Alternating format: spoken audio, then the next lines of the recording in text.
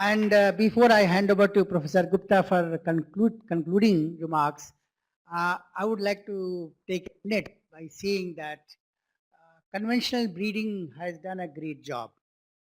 We have been able to increase production, productivity, we have been able to feed the world, but there are new challenges now.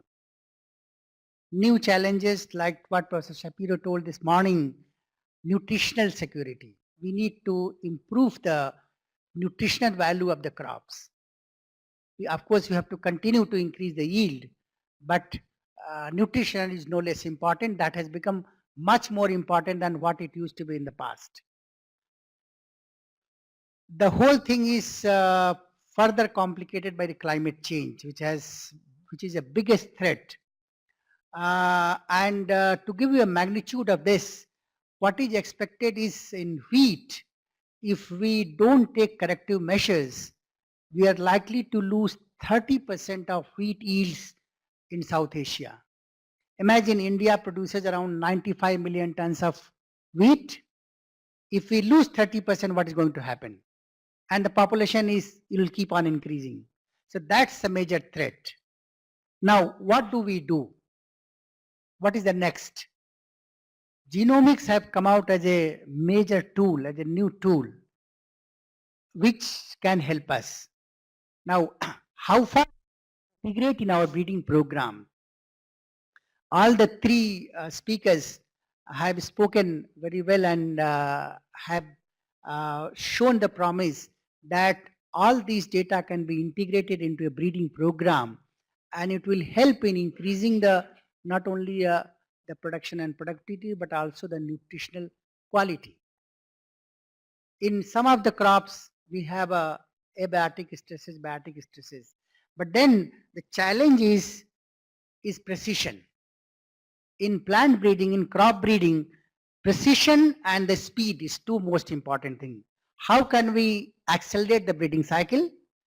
How can we be more precise? Because conventional plant breeding is a number game. Larger the number, better chances of picking your desired trait or desired genotype. But with this new technology,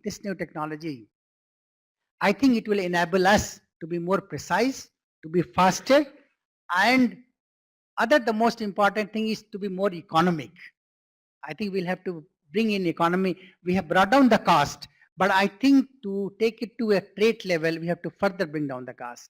I'm sure that this group of scientists will be able to meet the three challenges of breeding, that is precision, speed, and economic. With these few words, I thank the organizers for having given me the opportunity, and Dr. Rajiv Varshney for having invited me to be here with you. And I will now hand over to Professor Gupta for conclusion.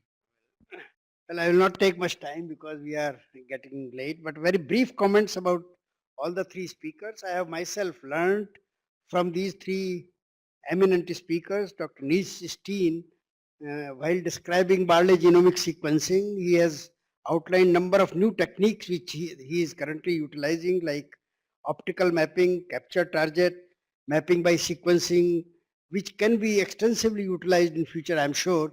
They will be the basis of new information generation in future genomics research. And I myself learned a lot. I have read some of the papers published by that group in this connection, and I would really like to learn more about it. For example, optical mapping, how does it supplement the sequencing efforts which we are making?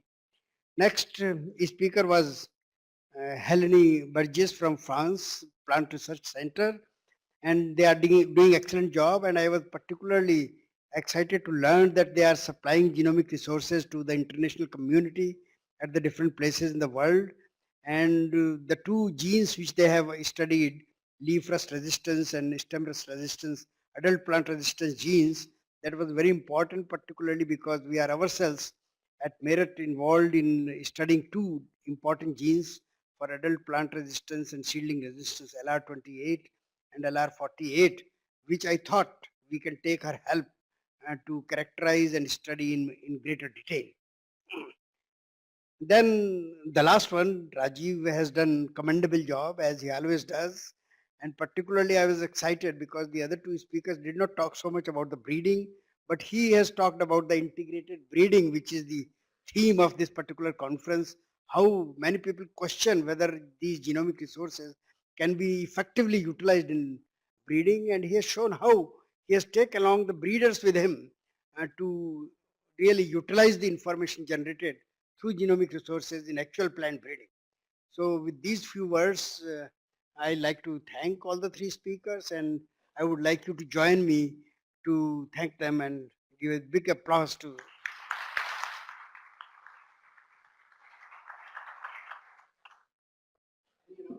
Yeah. Thank you, Dr. P.K. Gupta and H.S. Gupta for co-chairing this session. Let's thank them once again.